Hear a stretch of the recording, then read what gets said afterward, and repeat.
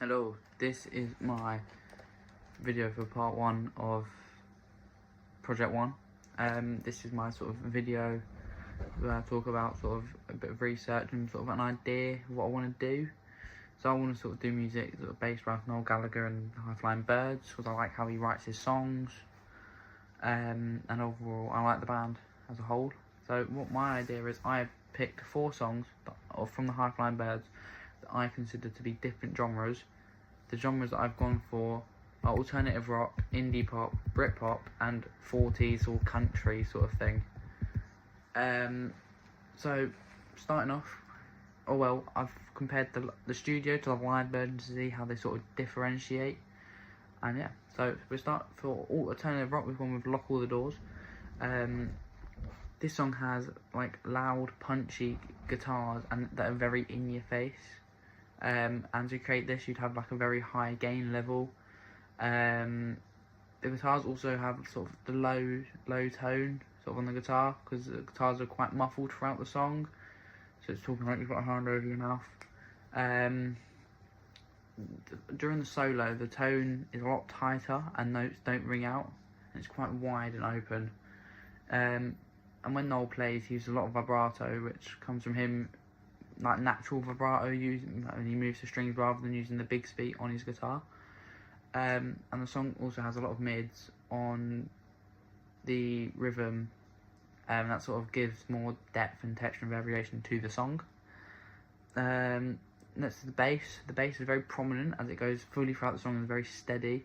You can hear it clearly when the guitars drop out after the first chorus for the next lot of verses.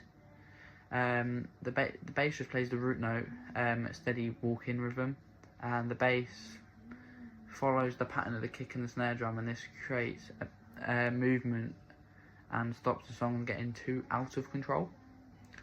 When the drums are relatively fast, the song's at a tempo of 148 beats per minute, and that's what gives the song its energy and danceability.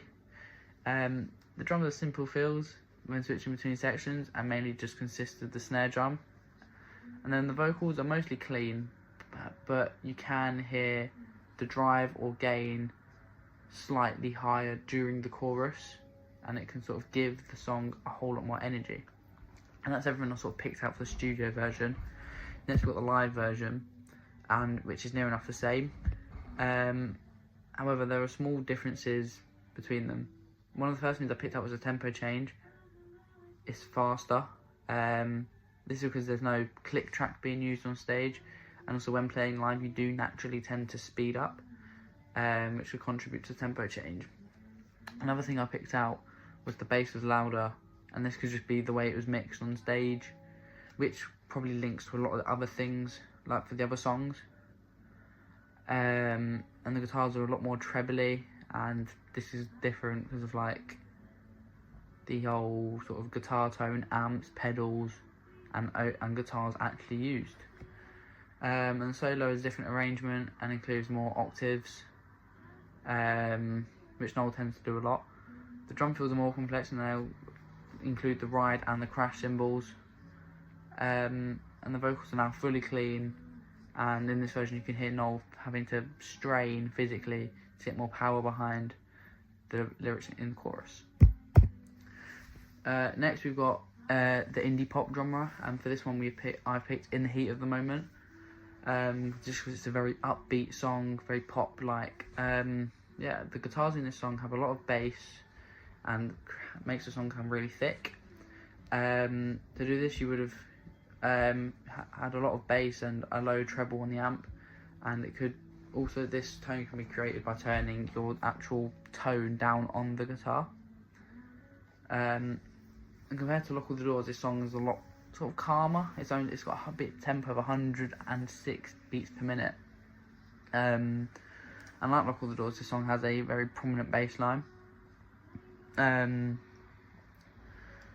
This song also features a church bell that rings at the start, like a doo-doo-doo, which I found really cool because I haven't actually seen anything like it being used before.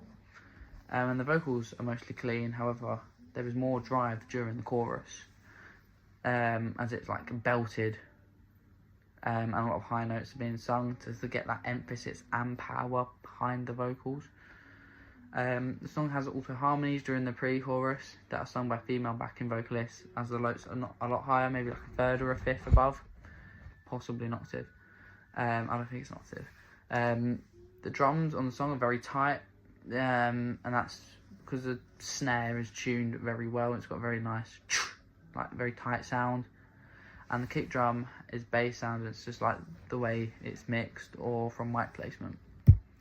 And then for the live version, not much has changed, but you notice that a lot of stuff doesn't change necessarily. It's just slight variations. It does build up and does make the song sound different as a whole. In the live versions, the guitars have a lot more treble. It should be because the amp settings aren't the same. And one thing that Noel has actually stated, that he doesn't like recreating the sound of the track or the record.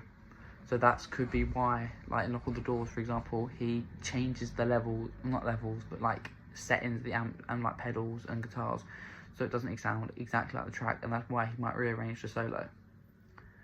The guitars have more drive, which makes them crunchier, which I quite like. I do quite like a lot of the live High Flying Birds stuff and stuff from Oasis. And the vocals have no drive whatsoever, and you can hear the strain in Noel's voice during the chorus, because it's like, in the heat, but obviously he belts that and it gets very difficult to sing. Other than that, the song is generally the same, other than things like being removed. For example, the church bells have been taken out, and this could be because it was probably just like a plug-in or just like MIDI'd in, which they couldn't really do live. Next we've got Britpop, my favourite genre. I've gone for the Ballad of the Mighty Eye. So it's like a piano ballad, but it's sort of got that sort of groove that a Britpop song would have, like songs like by Oasis or Blur, for example. So yeah, like I said, it's a ballad and features a lot of piano, which is the whole sort of bass and sort of building blocks of the song, as everything else comes in later, like the guitar. The drums come in very fast, fancy and complex, and it adds a lot of texture and depth. The bass is a very steady rhythm, which adds that whole groove to the song. Very steady. And then when the guitars do come in, they're very crunchy and change the dynamics of the song a lot and adds variation.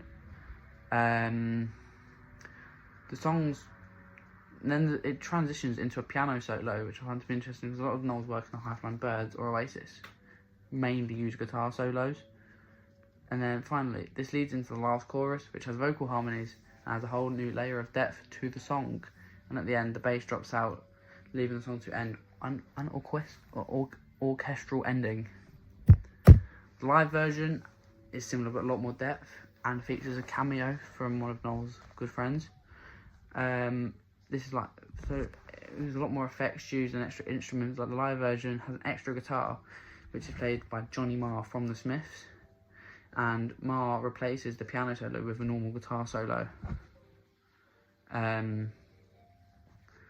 which you never know, this solo could be improvised, as that is something Johnny Marr can do, as Johnny Marr played at Glastonbury with the Killers, and on the day rearranged the Mr. Brightside riff so he could play it better. The song sounds thinner as well. This could be for multiple reasons. First being the venue, it's acoustic and how the sound reverberates, and the other being the guitar tone and amp settings. As I did notice, the guitars were less crunchy, so the guitars had less gain, meaning a thinner sound as a whole. And then finally, the vocals have a lot more reverb, which could be from the venue that it's played, or just more reverb in general. And finally, this version of the song has no orchestra ending, and this could be Noel's personal choice as to not recreate the record. And then finally, we're on to our last song, which is The Death of You and Me. So which is sort of that country sort of 40s feel, which I'll get onto why I've said 40s. So this song is primarily acoustic, featuring a lot of brass elements. I feel like this song is country and 40s inspired because of the instrumentation, like the brass. The guitars in our acoustic provide that country feel, as they're strummed out with some arpeggios and little riffs. Like this leads on to, before the song actually starts, there's an acoustic riff that plays and adds that whole country vibe to the song. The bass is nice and subtle, as you don't want it to sort of stick out and take over the song, which does suit the song a whole lot. You don't want it out there. And then during the verses, there are vocal harmonies on the octave jumps, because it's high tide, summer's in the city. Like that, I'm not going to sing it properly because it's like late. And then the song has a brass trumpet solo near the end, which adds that 40s feel, sort of like that ballroom type dance. And then finally, the end chorus actually has different lyrics, which adds variation, or just could be a whole new section as a whole under outro. However, it does use the same chord progression as the chorus. And in the live version, there are actually quite a few differences. First one being during the live version, there are quite a few differences. The first major one being that is the tempo is faster, but this could be from the mix or recording. And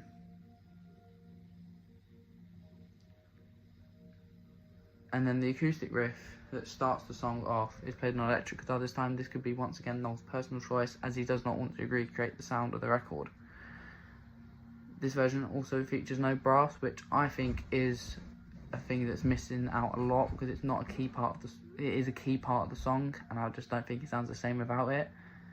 Which I think this is replaced by piano instead, so swap the brass up for piano, because during the chorus there are staccato piano chords, and which isn't like the studio version, and it also replaces the trumpet solo with a piano. And that is everything. I think this has actually been a really good piece of research, as it sort of allows me to gauge how I can change my songs if I want to be like the High Flying Birds while playing them live. For example, changing up my guitar tone a little bit, or taking out some elements, or changing up the solo a little bit.